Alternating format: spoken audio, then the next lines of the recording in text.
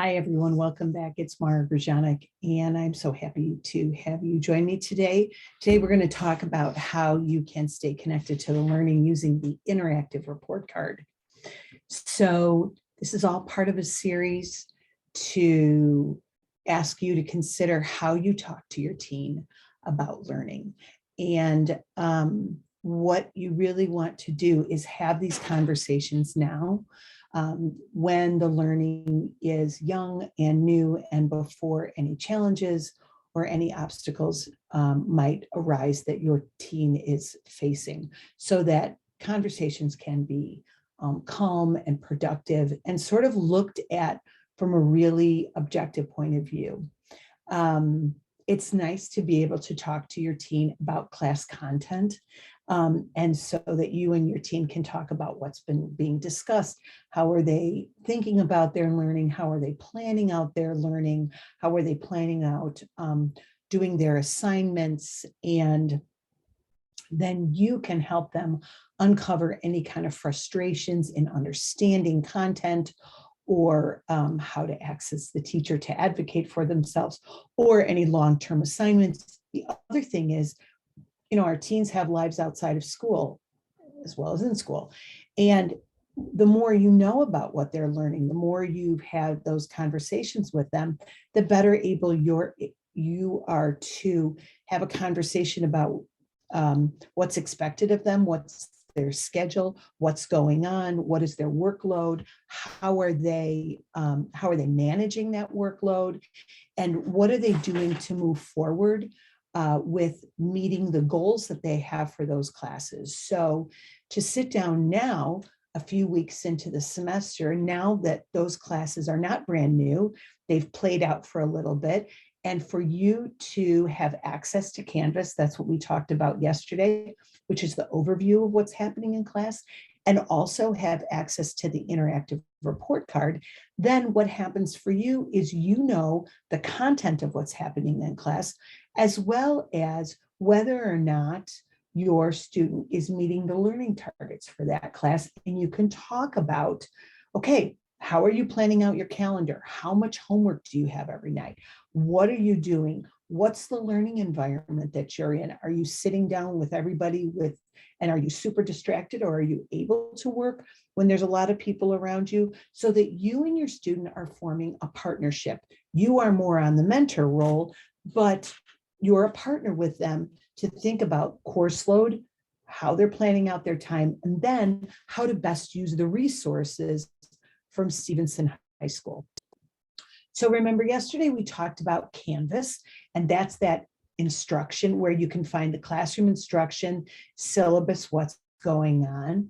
But today we're going to talk about the interactive report card, as well as a little bit about Infinite Campus. Infinite Campus isn't going to give you a whole lot of information, other than you can get an unofficial transcript from Canvas, or the interactive, Infinite Campus, sorry. You can get a copy of the unofficial transcript. And it says unofficial transcript on it. You can also see your students' attendance records. You can also get a copy of their final grades. It also has access to counselors on it as well. But what we want to do is we want to talk about the interactive report card, and how can you, as the adult in your teen's life, use that interactive report card to help you support their learning. Okay. So first, Infinite Campus, you get an Infinite Campus account by logging in on the District 125 webpage. The reason you want an Infinite Campus account, username and password, is because you will use that username and password to get into the interactive report card. So get an Infinite Campus account, and the way you do that is you log in. I will show you before we get off today's session how to get on that, and then you're going to use that username and password to log into Infinite Campus, the interactive report card. So when you get on the interactive report card, you will see all of your students' courses. I have grayed out those courses, and you can see there's sort of bubbles here because I am trying to protect the anonymity of the student whose interactive report card page I took copies of. So that's exactly why you don't see anything on here. It's just to protect anonymity. The students' grades are posted every week on the interactive report card. If they're not, I encourage you to reach out to the teacher and say, hey, I'm following along with how my student is doing, and this interactive report card is not updated. When will you be updating it? And then of course, if you ever have questions about grading practices or anything, you can look on the District 125 report card or website, and I will show you where to go for that as well, because it's right on the website. So when you go into the interactive report card, you will see today, when I go through, there will be columns. It's in columns, 1, 2, 3 columns. That's because you can either look at the interactive report card on a computer desktop, or you can look at the interactive report card also on your phone. And I see some of you are on with us on a phone. So what'll happen is you'll see the screen. So you'll see screens 1, 2, 3. You'll see when you're on the interactive report card, you'll see today there will be columns, but those are each column is what you'll see on your phone, and you can scroll back and forth between them. I just want you to know that. Okay, so the first screen you're going to get when you log in using your Infinite Campus login, you're going to see welcome to the interactive report card for your student, and you're going to see the course name or the courses here, and then you'll be able to click on whatever course you want. So I am going to pretend I'm going to click on Algebra 2 for this student. When I go into the Algebra 2 web page or the class, then what I'm going to see is a projected grade, and right up here I'm going to see information on the class there, and then I'm going to see any kind of growth, weekly growth, so adequate growth, and then I'm going to see all the standards that the students are working on for that class, all down here.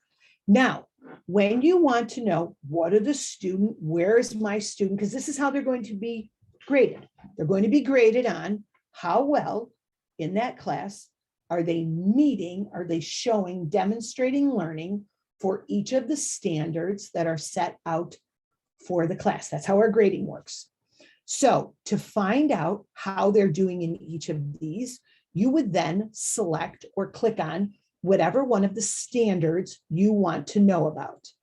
And when you click on that standard, then you will see the standard, and you will see all of the different ways students are asked to demonstrate that they know what is comprised in that standard. Okay, so this will be, let's look at this one because it's not covered up by words. I can generate symbolic representations. Woo. Let me go backward. I can generate symbolic representations, and you will see that this was from last year. It still looks the same. On August 3rd, 31st, they had a summative assessment where they got a 2. Okay, so you'll see that there's summative assessments and formative assessments. Formative assessments do not figure into the final grade of a student. Formative assessments are there so the students can see how they're doing along the way. It's like some of us have formative evaluations and summative evaluations. This is a formative assessment just to give information to the student on how they're doing on meeting that part of that standard. It does not go into the grade. So if you see ones, it's not a problem. So you can look to see all of the assessments that have been done for each of the students, each of the standards, and how well your student did on that. At the bottom, now we're in a Spanish class. we've clicked on the class, and now we have not clicked on any of the standards. We went back to the classes, we scroll down all the way to the bottom of the standards, and you'll see these two tabs, practice or homework. So what that'll tell you is whether or not your student is handing in their homework. So this will give you, this first one, all practice, review all, will tell you all of the homework that the student has handed in. So you'll see that there's a lot of complete homework and there's a couple things that are incomplete. If you have a student who has a challenge with sometimes handing in homework, I had a student that would do their homework and then just not hand it in when they came to school. For whatever reason, they were distracted, they didn't know the basket, whatever it was. So if they have a challenge in handing in homework, which a lot of us do, you can then look at review all, or as you get farther down into the semester, this list of all the homework is going to get pretty long. So what you can do is you can hit this incomplete button, and the incomplete button will tell you only the things that are incomplete. So as you're going into the semester with your student, you can say to them, hey, I notice that some of your things are not complete. So you can use the interactive report card to find out what assessments are being given so that the students can show that they're meeting the standards. You can see what the scores are, what a projected grade is. You can also look to see what homework is there, what homework has been completed, and what homework has been incomplete. You can do this either on your computer or you can do a quick check on your phone. When you talk to your student about their progress in class, it's a really good idea to talk to them about what targets are they working on, what learning targets or standards are they working on, when is the next assessment, is it a formative assessment or a summative assessment, and then how are they preparing for that class or those assessments? What are they doing? If your student is not doing well in a class and the homework is optional, I would suggest that perhaps they do more of the homework than they don't do because they don't know the standards. They're not demonstrating learning in the standards. You also please remember that we have tutors at school that are here every day in every class. There's also peer groups and peer tutors. If they don't like, some people don't like going to an adult to ask for help, they prefer going to a peer. It's perfectly fine. They can do that. We can meet those needs.